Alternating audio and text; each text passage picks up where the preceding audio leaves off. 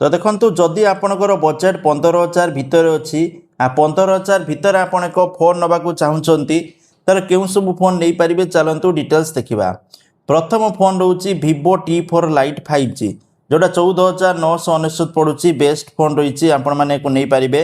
तो कहीं ने ना भल बैटेरी बैकअप रही भल कैमरा रही स्मूथ परफॉर्मेंस डेली यूजेस दरकारी सबू फीचर से अच्छी ठीक अच्छे। अन्य 4टी विकल्प अच्छी ताठू सस्ता पोको M7 Pro 5G 10,750 जदि आपंकर बजेट 10,000 ରୁ 12,000 भितर ताले फोन को नहीं पारे।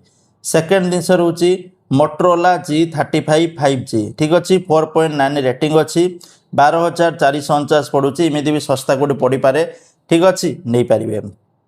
तापर जो सस्ता मोबाइल रोची आपणकर Infinix Note 50X 5G 4.9 rating अच्छी 10,299 बहुत सस्तार अच्छी नहीं पारे।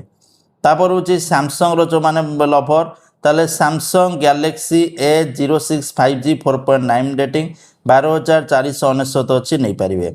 तो जदि आपण मैंने टोटाल देखिए जदि कैमरा नापी चाहते Vivo T4 Lite नहीं पारे, gaming Poco M7 Pro 5G नहीं पारे, बैटरी पर clean software Motorola G35 5G नहीं पारे, लॉन्ग टर्म ब्रांड ट्रस्ट ताले सैमसंग गैलेक्सी A06 नहीं पारे, वैल्यू फॉर मनी रही Infinix 50X 5G।